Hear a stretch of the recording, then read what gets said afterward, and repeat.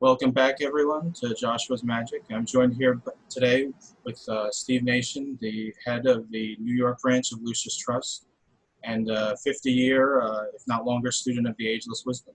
Welcome, Steve. Hey, Joshua. Good to be with you. Well, good to have you.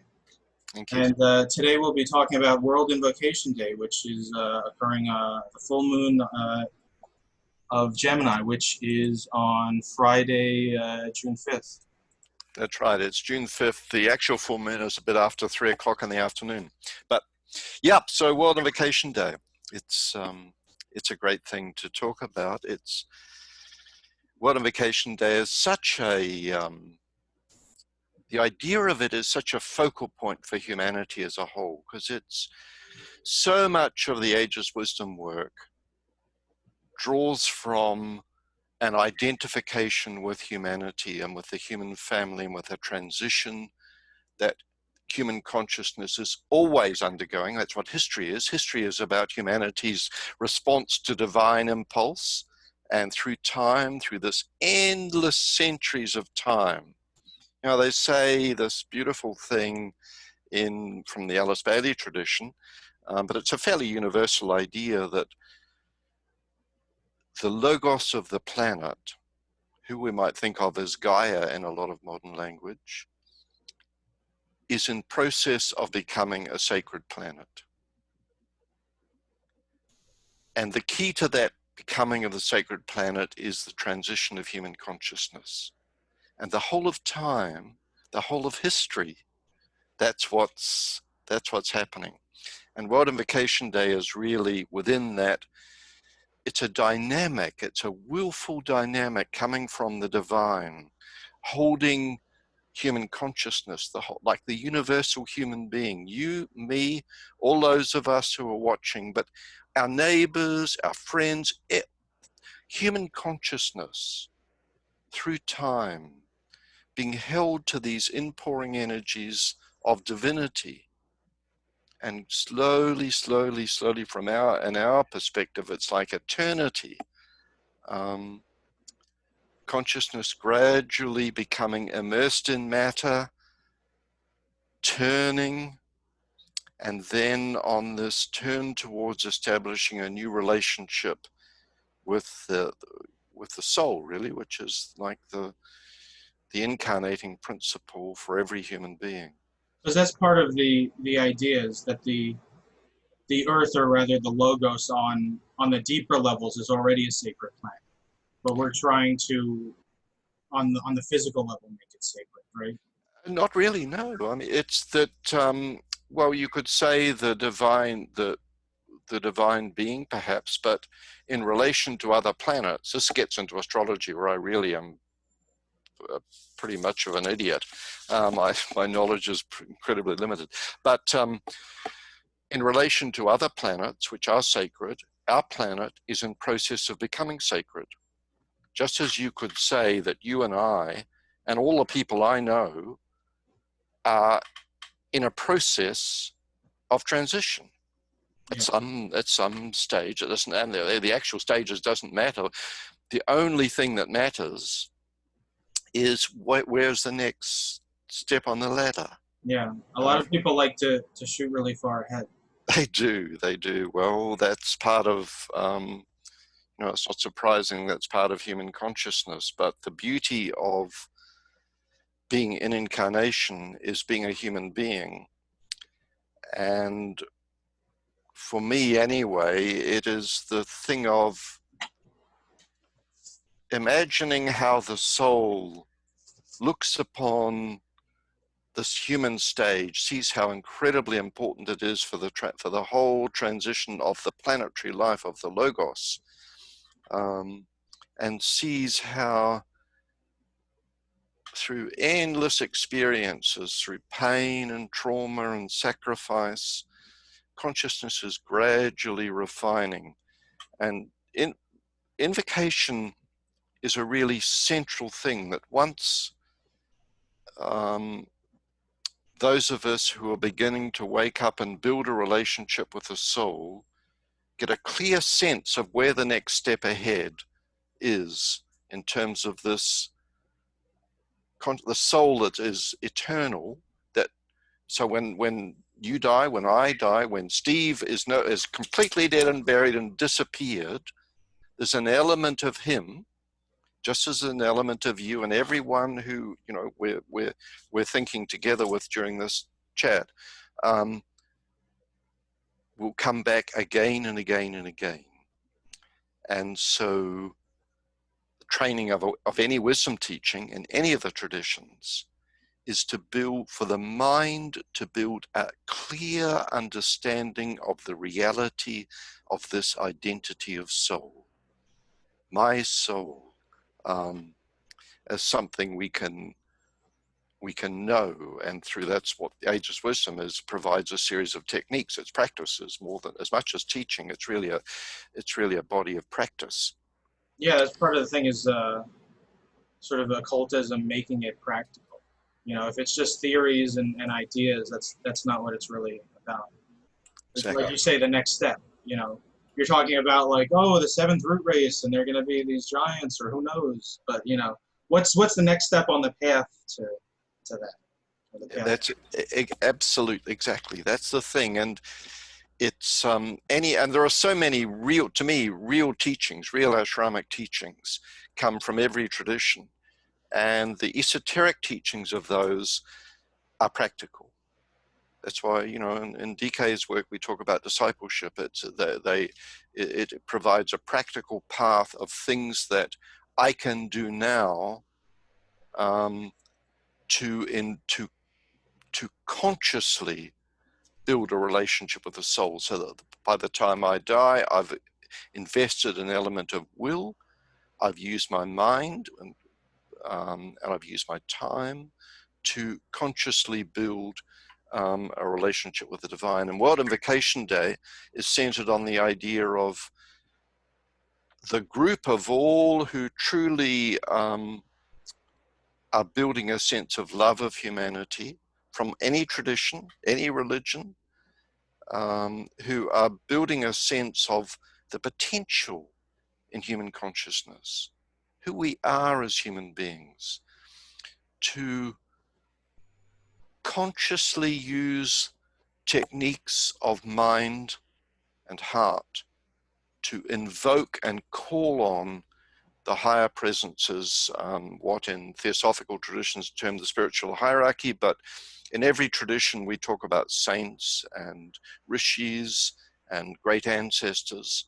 So this idea that we're living in such a materialistic time, it's more important than ever for human beings to come together and consciously invite, call on these higher beings of light to come to our aid. Yeah. And that's the central thing of invocation, to invoke, because there's a lot of magnificent, I think, fabulous stuff happening around the world with global meditations for world service. They're just there was one just recently. I didn't see the email till after it happened.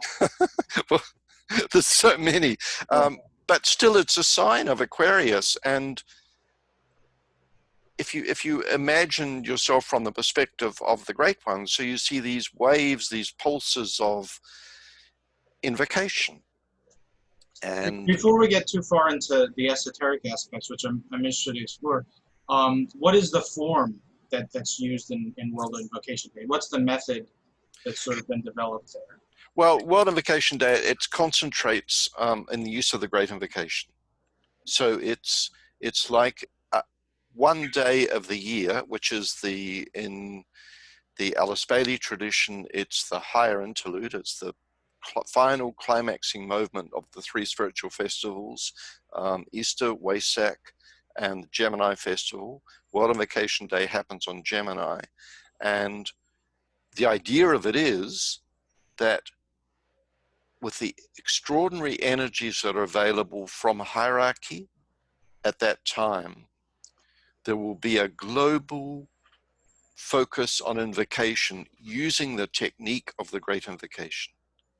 And the beauty of the Great Invocation is that it is so simple. it's really, the invocation is really interesting because it was released to humanity in 3 stanzas. Yeah. And the During first World two, War II. yeah, the first 2 stanzas are very occult.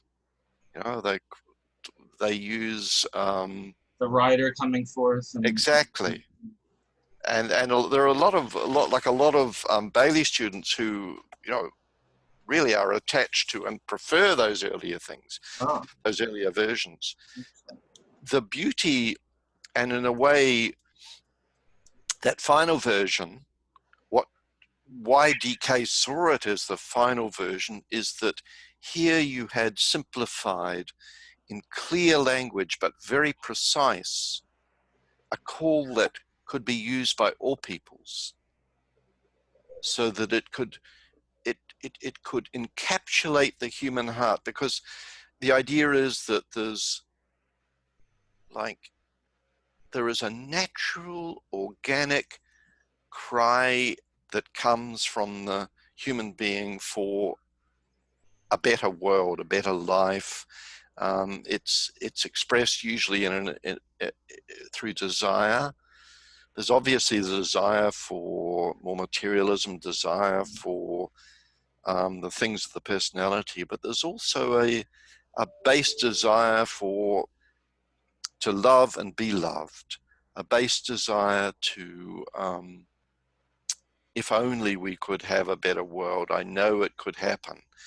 So the Great Invocation tries to take that base level of humanity and focus it and concentrate it with some clear appeals to the mind, to the heart of God, for hierarchical love, for this deeper love to grow in the human heart, and for purpose and will for people, so that we can apply the energy we have in our lifespan to be a small, tiny, little wee contribution to this process of the Sanat Kumara, of this becoming a sacred planet, Earth becoming a sacred planet. and And it's said in connection with the earlier stanzas that I mean, part of the purpose of that was to bring in help during the time of World War II, was it not? right, exactly. And DK had said like the earlier versions of it, or at least the first version of it, people used it in a sort of more selfish way. But they were sort of invocative of, oh, I want things to be better for me, or I want, you know, better conditions for me. And what he had said was that it needed to be, like you were saying, an aspirational thing to the better angels, not just for personal um, betterment. But he also says that when the note was sounded right by people, and there were enough people that called in higher help from even above the level of the spiritual hierarchy to assist Yes. in the world. And so I wonder if, you know, we like to think about, oh, you know, progress is slowed and the world's kind of just muddling along in some ways, and in other ways maybe speeding ahead too fast. But yeah, that principle, you know, it connects with our times, even if things aren't as dire as World War II. But you know, the principle that you could ask for help if you're really open to it and you really want to see that better reality.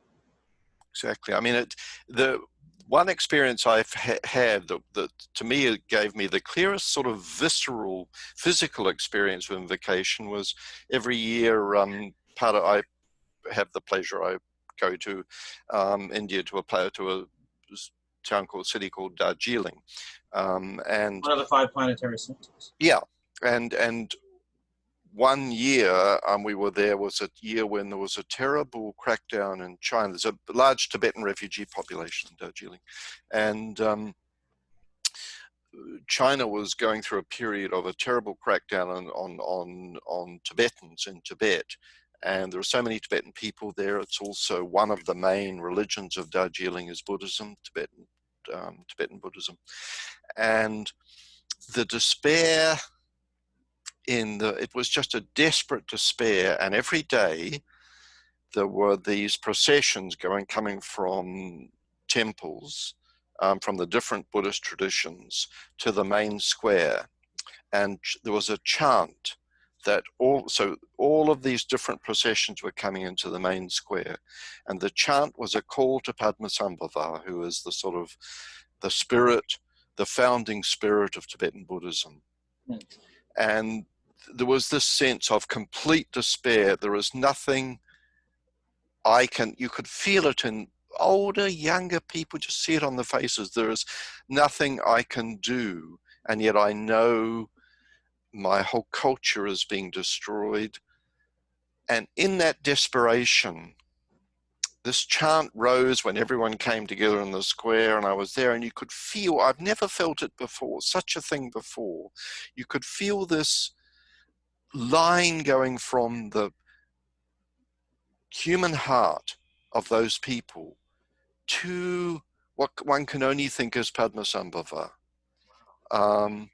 And it was physically, everybody could feel it. And I mean, that was one. It could happen in other occasions, but to me, when we use the Great Invocation, that's to be working from a sort of base level of this human heart that's pained by our apparent, all of us as human beings, our apparent inability to to express the love that we know we have the potential to do, or to have this point of equanimity and balance in the astral vehicle, where irritation is replaced by a stillness that can radiate. And for huge numbers of people, it's like a torment. The apparent inability to be who they know is within them. Yeah. You know, so that cry from the human heart, and the Great Invocation seeks to lift that with the mind into clear thinking.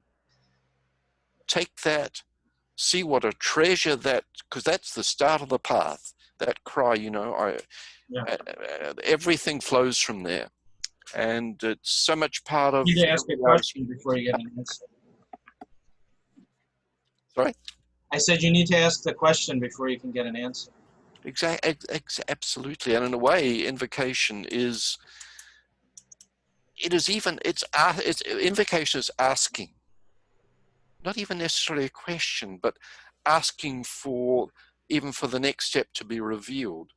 And the amazing thing about it is, and this is a new thing, I think, it's not existed so much in the history of human spirituality, but now there is a collective sense of asking for that on behalf of humanity as a whole. Yeah, it's tough when, you know, you're in Italy or wherever, and that's all you know. You don't know people on the other side of the world. You know. Exactly. But now you might as well be talking to me from China or Australia or whatever. You know, who knows where you are? You know, or who else I could talk to? And it is this connectedness that the internet's brought about, or is maybe a symbol for. Yeah, it's a new reality, and so it means that when the invocation is used, we can really stand with humanity with love and understanding, free of judgment, calling for the next step. And for those who have any sort of esoteric tradition that their mind has molded around. The thing about a cosmology or an esoteric tradition is that it gives a structure within which the mind can operate. Yeah. And that structure, you can call it faith, but through time, this is the beauty of sort of decades of experience. Through time, the mind accepts this higher reality and then begins to observe and experience from the perspective of that higher reality. And, you know, that happens. Sorry, continue. No. You can almost say, instead of, you know, articles of faith or dogma, it's sort of like a working hypothesis. Exactly. That it's like, well, yeah, you know, I'm sort of operating as if this is true. I was thinking about this idea of Sanat Kumara the other day and stuff, and it's like, well, it's sort of non-falsifiable in a way. Like if I tell somebody this, it's not like, oh, well, let's go out and test it with, whatever. I mean, you can sort of have, some analogy and things like that, but it's what does that lead you to? What is this idea that Sanat Kumara exists, or whatever other esoteric ideas that can't, currently been proven in a lab or through normal experimentation? What does that lead you to? Because you can test what it leads you to. Is this inspiring somebody to greater service, to being a better person, to helping other people? Because that's sort of an evidence of the value of the belief system. And even if we don't have it exactly right, even if it's sort of a heuristic understanding of the truth, which DK sort of alludes to, like, oh, how can I express this? This is symbolic, and it'll have to do for now. But yeah, I mean, heuristics are a great thing because we can't know the ultimate truth right now. It's like you were saying before, the next step. What gets us to the next step, and then from that greater plateau, we can see, oh yeah, I see more of the truth now. I see the next step beyond. To me, that's totally the reality. I think that also, if you take even an idea like Sanat Kumara and this idea of Sanat Kumara in process of becoming a sacred planet as a way of understanding evolution and as a way of understanding the sort of will that exists even within us to be better, you know. And then instead of like saying this is the way it is, look for others, particularly our brothers and sisters who are fellow esotericists from different traditions, and you'll find where that idea exists in their tradition. Then who wants to convert anyone to anything? And a part of what's happening now is an understanding of that certain key ideas, and that's why invocation itself is a really useful thing to talk about, because every tradition will have an element of invocation built within the tradition. And all that the Great Invocation seeks to do is to work with that. It's using a particular set of words, and there's obviously value in having people agreeing to use this set of words on one day, and then on another day they can use another set of words. There's value in the form, and there's value in the soul. There's value, different traditions have different things, and they have, value for that group, and they probably have wider value too. But I guess, like you're saying, the sort of the principle behind it, for instance, in this, the principle of invocation, you can see, the synthesis of that in different traditions. And while there's value in the form, if you can rise up to the level of that principle or that synthesis, you can sort of connect with those groups where there is that bridge. Exactly. And, in my experience, there's very little focus now in the sort of global conversations about invocation. And that's where we have a particular responsibility to draw the conversation to the value of invocation, because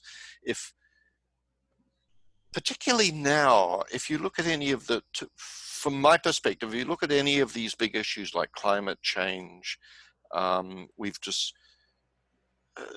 the sort of polarized, people are, if they're right wing, they think all the problem is with left wing, and if they're left wing, they think all the problem is with the right wing. All this, and a lot of polarization. But at the deeper level, we're moving past that. Yeah. And there's a recognition that what we're really talking about is goodness, beauty, and truth, if you like, and there's signs of goodness, beauty, and truth in different ideologies and in different approaches.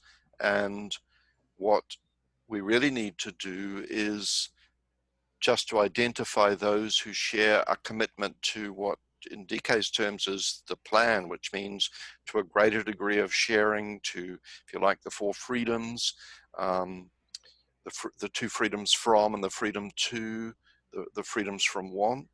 So dedicating a life to a consciousness that is geared towards truly freeing people from from poverty, from hunger, from poor housing, from no healthcare, all these things.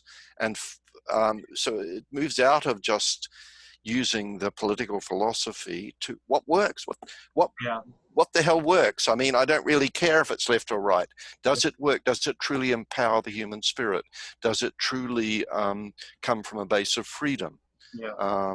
Does it truly awaken the will in human communities? And that's where the UN is so wonderful, because there's now so much focus on experiments and initiatives, small initiatives, where communities are beginning to experience a dynamic that is moving the community to on a path out of poverty. It's not so much ending poverty, because I mean that's a good slogan, that's Yeah. a good vision, but what you do But it want sort to of do, conjures up. You can just, wave your hand or sign a right? document, and there's poverty. Exactly, Gone now. exactly, No, when it's exactly. more It's a more of a huge, struggle. it's a huge thing, but we're at a time now where and more people from all different types of life are dedicating their lives to small projects that have for the goal raising this awakening of consciousness, freeing the prisoners of the planet, basically freeing people from the prisons of desire. Yeah, I think the invocative aspect of it is interesting. Like The we what think aspect? invocative. Yeah, yeah. Like we talk about materialism, that often conjures up just sort of like wanting possessions and stuff. But there's sort of the materialism in thinking too. Like we think about the problem of poverty or housing and all sorts of other problems, and we always think about it materially, like how do we get there? Well, such and such thing needs to happen, or this thing has to happen, and it's all very kind of mechanistic and materialistic.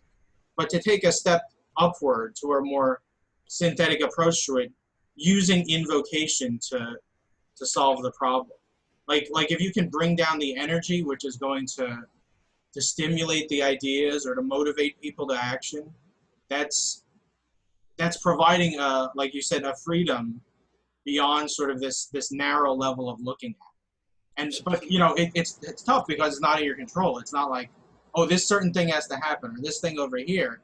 It's like, well, what's the energy and where is the energy going to go? It's going to go where there's an opening or where people are really calling for it, and you don't know how it's going to turn out. It's also the value of the mind, of ideas. It's actually ideas that liberate and ideas that free and ideas that inspire. Yeah. And so what's important now, I think, is to move past just doctrine. You find it as much in esotericism as anywhere, just doctrinal stuff, to find those who are genuinely working with thought, thinking creatively, not just what anyone else tells them, but thinking, really thinking.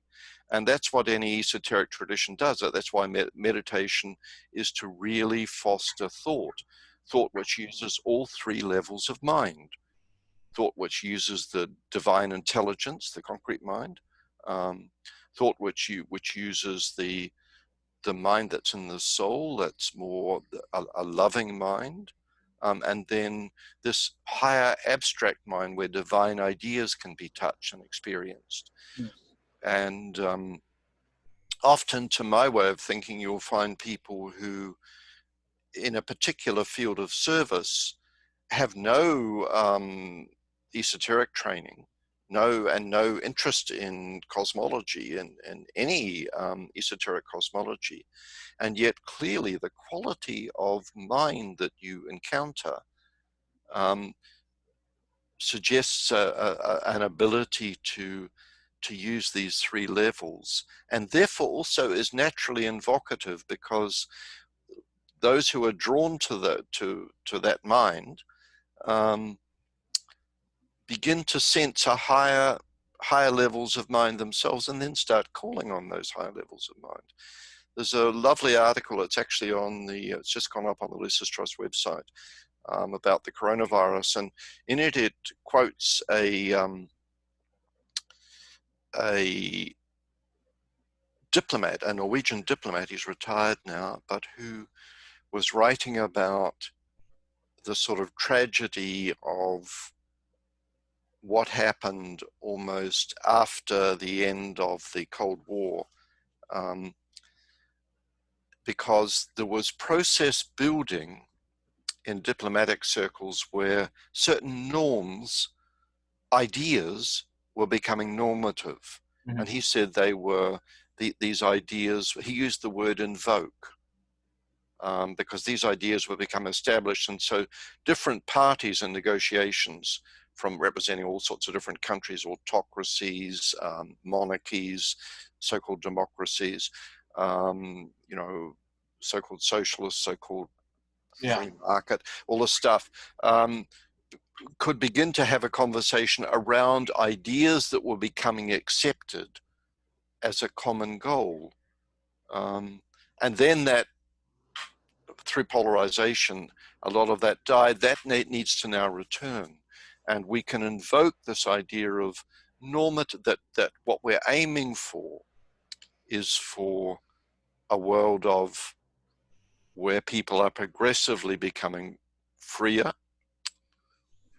in their thought, which means basically really good creative education. Yeah, education is pretty. And the sort of a society in its own way, however that society is organized, taking pride in an education that provided to all its citizens.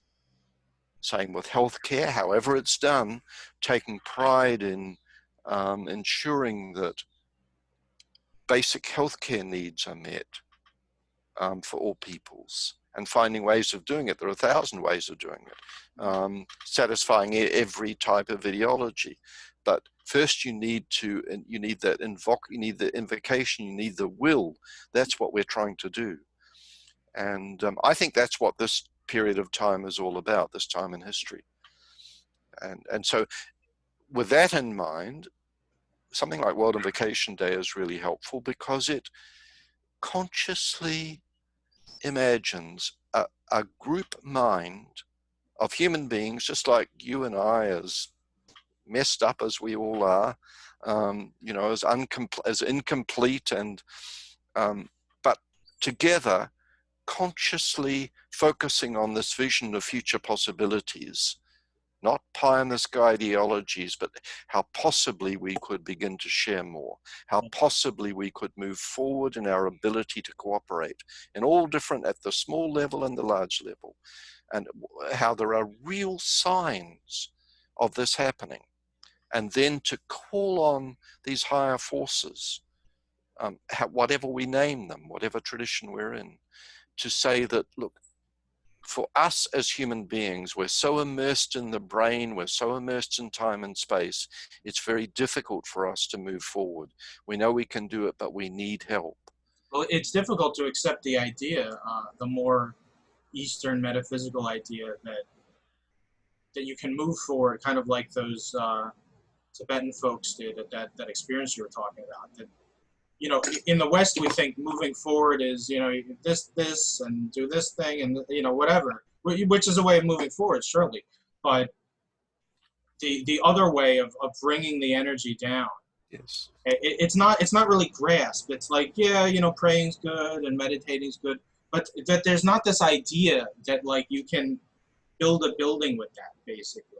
You know, or create an island. I mean, you know, through the technology we have and all that sort of thing. But you're manifesting the idea, you're taking it down, you're clothing it in energy, and then eventually it manifests on the physical level. And yeah, I mean, if people had an experience like in the arcane school and other sort of esoteric things, there's the idea of, you know, meditating on something to create an effect. It's not just, you know, up here sort of thing. It's like to do something, to create an effect in your service in the world. And this is something I've sort of experienced over the last few years, which wasn't as clearly in my mind, that, like, focusing on this thing, whether it's you're doing some ritual that's moving the principle of it forward, or you're, you know, putting your thought energy towards it, or you're just maybe even just open to it and maintaining that openness, it comes down and it comes down, and the more you do it, the more it comes closer to full manifestation. Exactly. And some people sort of give up on it. It's like, well, I asked for it. Oh, it's not here. But I think that's a kind of an important peak to cross, is when you've really had an experience like you were describing, and like many other people, of, yeah, this is a real principle. This thing has real results and real effects. Because then that's written onto your brain, the reality of it, just as much as, the jackhammer, pounding the pavement or hammering the nail into the wall. It's like, this is a real thing that has effects. And I guess I'd encourage people out there, if you haven't seen the reality of that, try it out as a hypothesis. See if you can make that work. If there's some good deed you want to accomplish out there, to keep putting the thought on it and see if it comes to fruition. If only in motivating yourself to make it a reality. That's part of it. Exactly, and also be a little bit open as to what the results might be. Yeah, they may not be what you expect, and sometimes that's like we naturally turn away from pain, but sometimes the way in which we grow is through being given a crisis. Sometimes seems like most of the time. Welcome to the world. Yeah.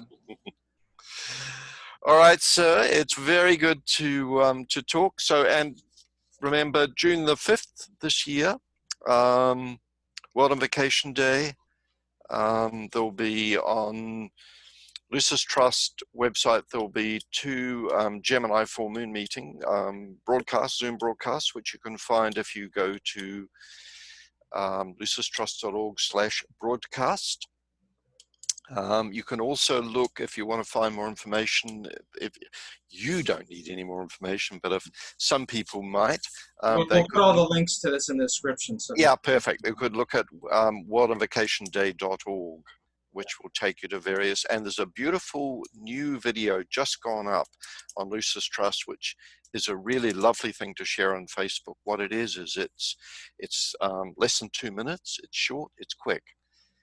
And it's really just the Great Invocation, but every line of the invocation is spoken by someone with a different language, and the film shows the visuals of the people saying the line, and it provides it's such a variety. Someone with their baby, a small group, a Dutch group, someone in a garden.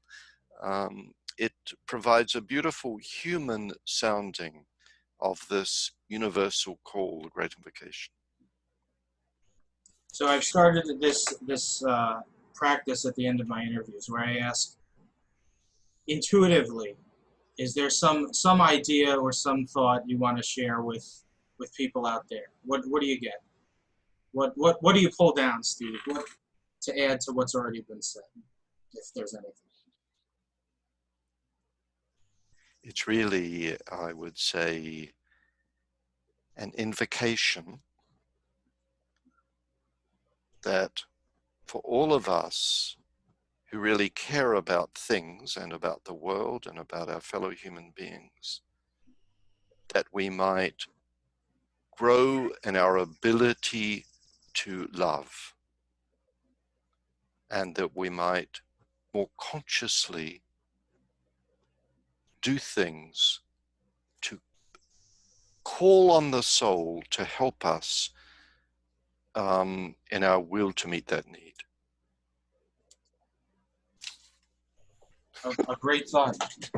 Anyway, there you go. All right. Thanks for Good that. to talk. Thanks, Joshua. Thank you very much. See everybody out there on World Invocation Day.